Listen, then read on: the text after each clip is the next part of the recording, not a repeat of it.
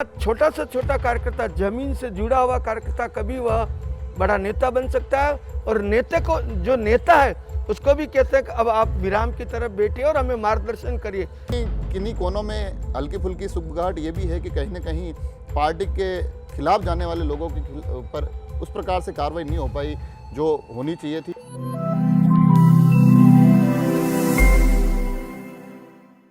नमस्कार। राजसमंद एक्सप्रेस के माध्यम से तमाम दावेदारों के दावे टटोलने के बाद, जनसंवाद के माध्यम से लोगों से जुड़ी हुई कई असल समस्याओं को जानने के बाद कहीं ना कहीं अब एक बार हम पुनः प्रयास कर रहे हैं कि राजनीतिक दल के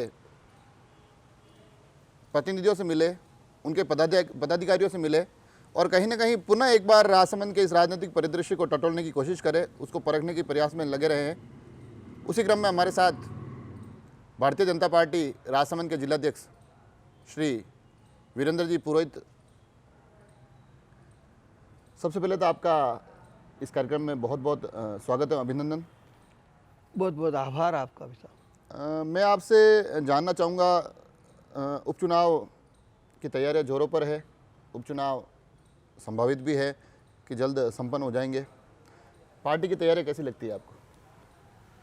सबसे पहले तो मैं इस कोविड की महामारी को लेते हुए हमने जो हमारा एक नेता कहें, कार्यकर्ता कहें, श्रीमती किरण माहेश्वरी जी को खो दिया, उसकी क्षतिपूर्ति बड़ा ही मुश्किल है।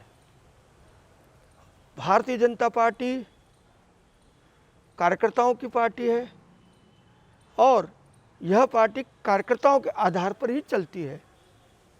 भारतीय जनता पार्टी ने इस उपचुनाव को देखते हुए अपनी पूरी तैयारियां कर दी है। जैसा कि आपको विदित है, अभी पश्चिमी बंगाल के चुनाव इसी सप्ताह जैसे घोषणा हुई थी, परंतु 6 मास पूर्व ही भारतीय जनता पार्टी ने अपनी तैयारियां पूरी कर दी। भारतीय जनता पार्टी व्यक्तिनिष्ठ नहीं है, तत्वनिष्ठ है और भारतीय जनता पार्टी कार्यकर्ताओं की पार्टी है। यानी कि हमने नीचे जमीनी स्तर पर सभी तैयारियां कर दी है। भले आज की तारीख में अगर चुनाव की घोषणा करे और विदिन अगर 3 दिन के बाद भी अगर वोटिंग कराएं तो भारतीय जनता पार्टी ने अपनी तैयारियां पूरी कर ली है। भारतीय जनता पार्टी ने जिस तरह की तैयारियां की, यानी कि ऊपर से लेकर नीचे तक, आपको विदित है कि हमारे केंद्रीय अध्यक्ष जेपी नड्डा जी, उसके बाद प्रदेश अध्यक्ष सतीश जी पूनिया, उसके बाद जिला अध्यक्ष और जिला अध्यक्ष के बाद मंडल अध्यक्ष और मंडल अध्यक्ष के बाद बूथ अध्यक्ष, इस तरह की एक कड़ी ऊपर से लगाकर नीचे तक, बूथ अध्यक्ष भी, यानी कि हर एक बूथ की हमने एक समिति तैयार कर ली है। लगभग हर बूथ पर 21 कार्यकर्ताओं की एक समूह बनाया और वह अपनी तैयारियां परिपूर्ण कर ली है। अब एक नया आयाम और ढूंढने जा रहे हैं हम, जैसे कि पन्ना प्रमुख किया। पन्ना प्रमुख के बाद भी अभी जैसे एक तैयारी की थी सूरत का, हम सब ने रिजल्ट देखा था, यानी कि पेज प्रमुख, यानी कि उस पन्ने में भी जितना पेज है, हर पेज में लगभग 30 मतदाता होते हैं, उसमें भी कहीं 5, कहीं 7, कहीं 10 ऐसे कार्यकर्ताओं को चिन्हित कर यह रणनीति हम जो देख रहे हैं, सूरत का जैसा रिजल्ट मिला, यही तैयारी करते हुए हम पूरी युद्ध स्तर पर चुनावी हरावल दस्ते के रूप में यूथ शक्ति एवं जो पुराने कार्यकर्ता हैं उनके मार्गदर्शन पर लगे हुए हैं और निश्चित भारतीय जनता पार्टी की झोली में यह सीट लेकर रहेंगे। कहीं ना कहीं आपने सूरत के परिणामों का जिक्र किया, कहीं ना कहीं आपने पार्टी की पूरी रणनीति को पन्ना प्रमुख और उससे भी आगे बढ़ाते हुए पेंच प्रमुख तक पूरी एक रणनीति इस प्रकार से बताने का प्रयास किया कि भारतीय जनता पार्टी चुनावों को बड़ी गंभीरता से लेती है। मगर इन तमाम रणनीतियों के बाद भी कहीं ना कहीं अभी हाल ही में संपन्न हुए नगर परिषद चुनाव में वो परिणाम नहीं आ पाए जो आपकी पार्टी चाहती है। तो कहीं ना कहीं आपको लगता है कि वो उपचुनाव की तैयारियों को एक झटका था? भाई साहब, ऐसा झटका नहीं है। भारतीय जनता पार्टी हारती कभी नहीं, कुछ न कुछ सीखने को मिलता है। और अभी जो नगर परिषद के चुनाव में भारतीय जनता पार्टी को सीख मिली है, सीख मिली। कार्यकर्ताओं के मन में बहुत अति उत्साह था, हम जीत रहे हैं, हम जीत रहे हैं, हम जीत रहे हैं। परंतु कार्यकर्ता उस उत्साह की वजह से कहीं न कहीं ठोकर खाई। इसलिए ठोकर खाकर भी कार्यकर्ता संभल गए हैं और निश्चित ही उस जो गलती हुई है ना, वह गलती नहीं दोहराएंगे और पार्टी निष्ठ होकर कार्यकर्ता लगे हैं। पार्टी निष्ठ की बात हो रही है, कुछ गलतियों को भी आप स्वीकार करने की स्थिति में लग रहे हैं कि हाँ, नगर परिषद में कहीं कोई चूक हुई है। उसी क्रम में नगर परिषद से अगर थोड़ा सा पहले हम चुनावी परिदृश्य को देखें तो जहाँ पंचायत समिति और जिला परिषद के चुनाव संपन्न हुए थे, राजसमंद पंचायत समिति में एक भारतीय जनता पार्टी की रणनीति में कहीं ना कहीं एक वहाँ पर भी एक कमी दिखी थी, एक उलटफेर पंचायत समिति में देखने को मिला था। उस वक्त से लेकर नगर परिषद तक आते आते या फिर नगर परिषद के चुनाव को संपन्न कराने के बाद अब उपचुनाव की तरफ बढ़ते बढ़ते कहीं किन्हीं कोनों में हल्की फुल्की सुगबुगाहट ये भी है कि कहीं ना कहीं पार्टी के खिलाफ जाने वाले लोगों के पर उस प्रकार से कार्रवाई नहीं हो पाई जो होनी चाहिए थी, या उस प्रकार से कोई एक्शन नहीं लिया गया। भाई साहब, वैसे पंचायत समिति 8 में से 5 पंचायत समिति भारतीय जनता पार्टी की झोली में आई।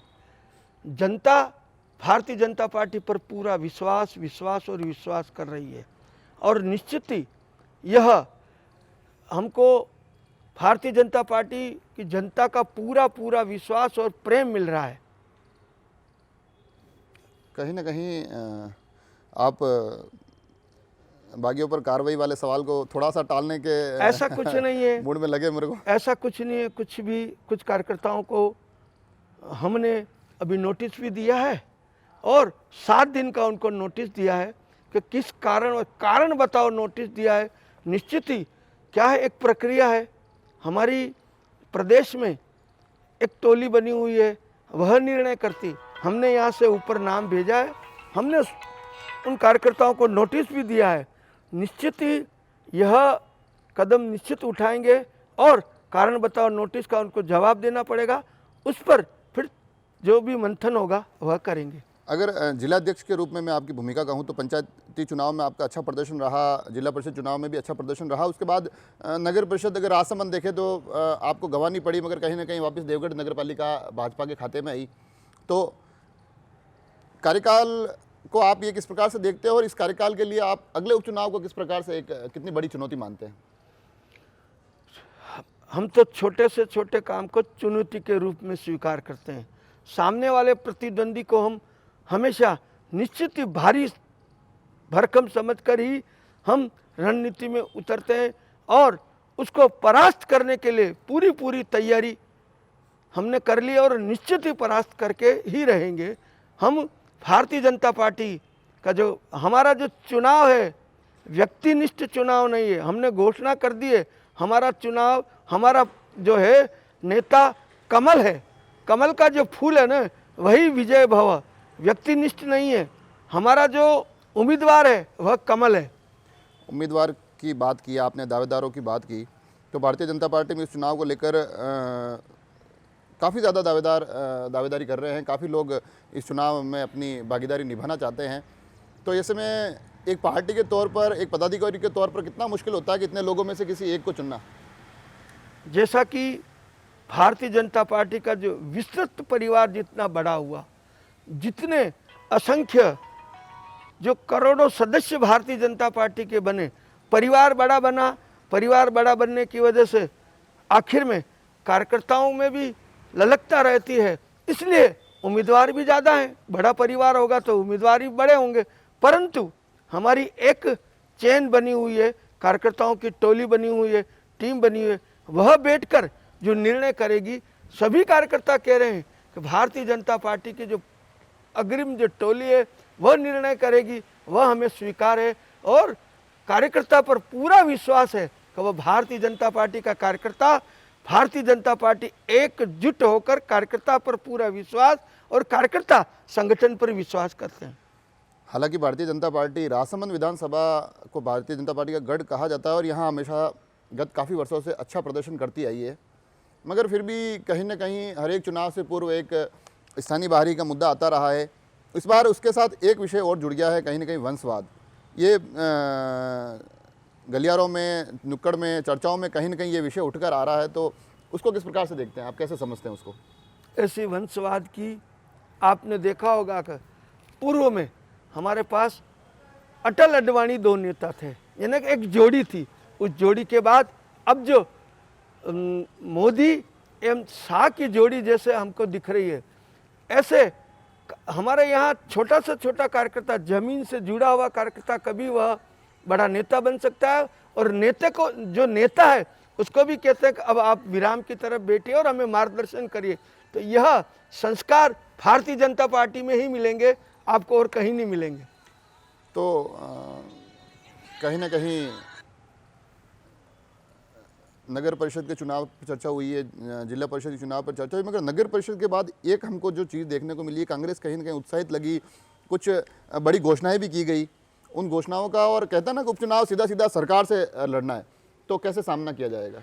जिस तरह से अपन घोषणाएं देख रहे हैं भाई साहब, यह घोषणाएं पूर्व में की गई है, और इनके आपने देखा होगा तो जितने भी हमारे जो यहाँ के जो जितने पैसे की अभी जो घोषणा, यह पैसा पूर्व में ही घोषणा हो चुकी। एक अभी छोटा सा उदाहरण दूंगा कि यहाँ चिकलवास डैम का जो अपन देख रहे हैं ना, वो डीएमएफटी का पैसा पहले ही घोषित कर चुके, और केंद्रीय नेतृत्व ने गजेंद्र सिंह जी के नेतृत्व में जिस तरह की योजनाएं केंद्र ने बनाई, परंतु यहाँ की सरकार वाहवाही लूट रही है। केंद्र का पैसा है, केंद्र की योजना है, केवल केवल केवल केवल वाहवाही लूट रहे हैं। जिस तरह से गुजराती में कहावत है कि थोता चना और बाजे गना, जो चना थोता होता है अंदर खोखला होता है तो बचता है, इसी तरह से ये एक झुंझुनू बता रहे हैं, थोता चना बाजे गना, इस तरह के केवल घोषणा, थोती घोषणाएं हो रही हैं। यह कार्य व्यवस्थित केंद्र की योजना से जितने भी योजना हमने बनाई पूर्व में, और उसी के अनुरूप धीरे धीरे धीरे धीरे वो योजनाएं पूरी करने जा रहे हैं। जो भी घोषणाएं हमने की, उन घोषणा पर आप देख रहे हैं करीब करीब 80% काम हो चुके, 20% काम धीरे धीरे धीरे वो भी पूरे होंगे। कार्यों की और विकास की एक बात हुई है, एक सवाल मैं जोड़ना चाहूँगा कि कहीं ना कहीं राजसमंद की जनता भाजपा से जुड़ी हुई है, मगर कई बार विपक्षी दलों की तरफ से या कई बार कई चर्चाओं में एक ऐसी एक टीस आती है कि एक कोई बड़ा काम नहीं हो पाया।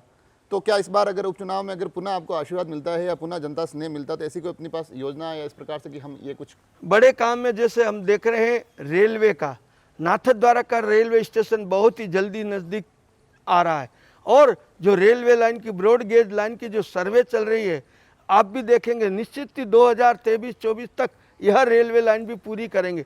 जिस तरह से अभी एक नगर पालिका, जो राजसमंद नगर परिषद है, एक रिंग रोड का विषय चला था, यह योजनाएं पहले ही हमने बना दी, परंतु आज की नगर पालिका ने आते उसी कामों को लिया। इसी तरह से जेके जो है बाईपास का एक ब्रिज दिया अभी, वह बड़ी योजना है, और गोमती से लगाकर ब्यावर तक जो 4 लेन है, इसका भी द्रुत गति से उसकी तैयारी चल रही है, और निश्चित ही 2022-23 तक वह रोड पूरा करने जाएंगे। ऐसी अनेक योजनाएं, जैसे कि गैस पाइपलाइन, अगर गैस पाइपलाइन की हम तैयारी कर रहे हैं, तैयारी करीब करीब तैयारियां, सर्वे चल रही है, सर्वे भी हो गई, और अगर वह गैस पाइपलाइन अगर आ जाएगी तो जो हमारा यहाँ जो कच्चा माल जो जा रहा है गुजरात, वो सिरामिक टाइल्स का जो है, वो ही फिर हमको राजसमंद जिले के लिए बहुत बड़ी सौगात दे रहे हैं, बहुत बड़ी सौगात होगी।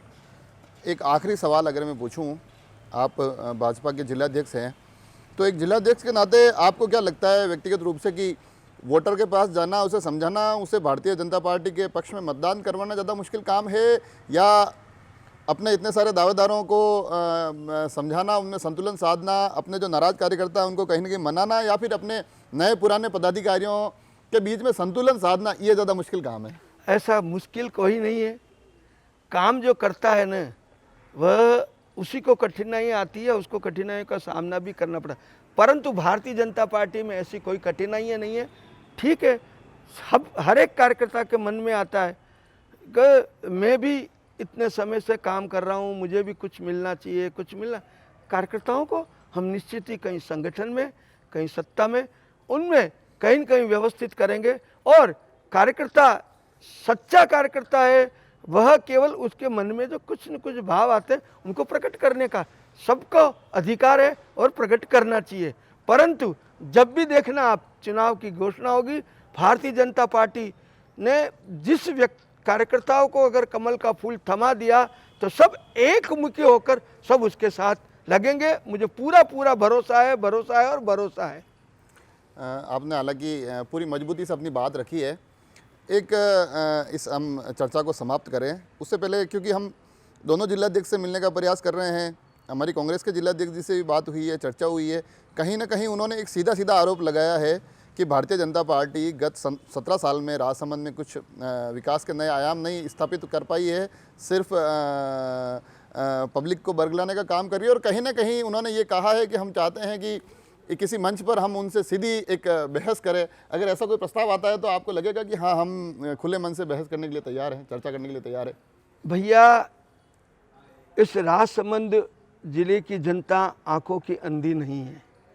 राजसमंद का आज के जब कांग्रेस शासन था तब का मॉडल देखें, राजसमंद का केवल एक रोड होती थी, वह चलती थी अपने यहाँ से राजनगर से लेकर सीधा विवेकानंद चौराहे तक। दूसरी रोड की जो चर्चा है वो कह रहे हैं कि वो आसाजी पालीवाल के समय कांग्रेस ने बनवाई। ऐसा आसाजी पालीवाल के समय में नहीं, आप अगर देखें व्यवस्थित माननीय भैरव सिंह जी शेखावत, उसके बाद वसुंधरा जी आए और उसके बाद आसाजी पालीवाल कितने समय में रहे और उन्होंने क्या किया। आप तो देखो ना रिकॉर्ड में, यह जितनी राजसमंद का विकास हुआ है भारतीय जनता पार्टी और जनता पार्टी की देन है।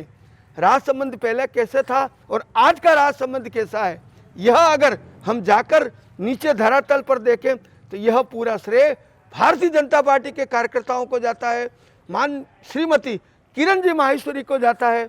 यह जो है सोच भारतीय जनता पार्टी की, जिस तरह की सोच है ऐसी कांग्रेस की सोच कभी नहीं हो सकती है।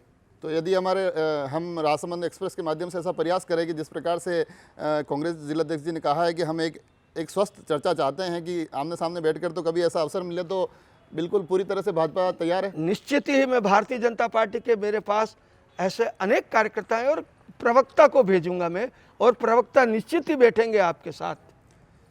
तो जैसा कि आपने देखा, लगभग हर विषय पर बेबाकी से और हर एक दृष्टिकोण को छूते हुए चर्चा हुई।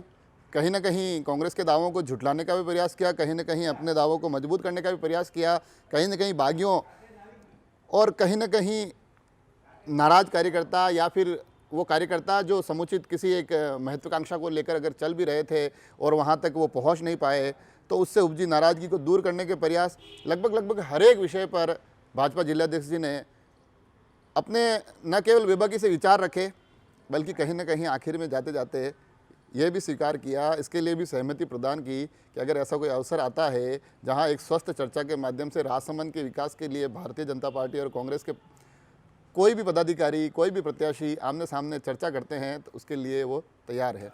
तो हम प्रयास करेंगे कि ऐसी एक चर्चा के लिए वातावरण निर्माण कर सके और साथ ही प्रयास करेंगे कि इसी क्रम में हम किसी नए व्यक्तित्व से आपको रूबरू करवाएं। धन्यवाद। बहुत बहुत आभार भाई साहब।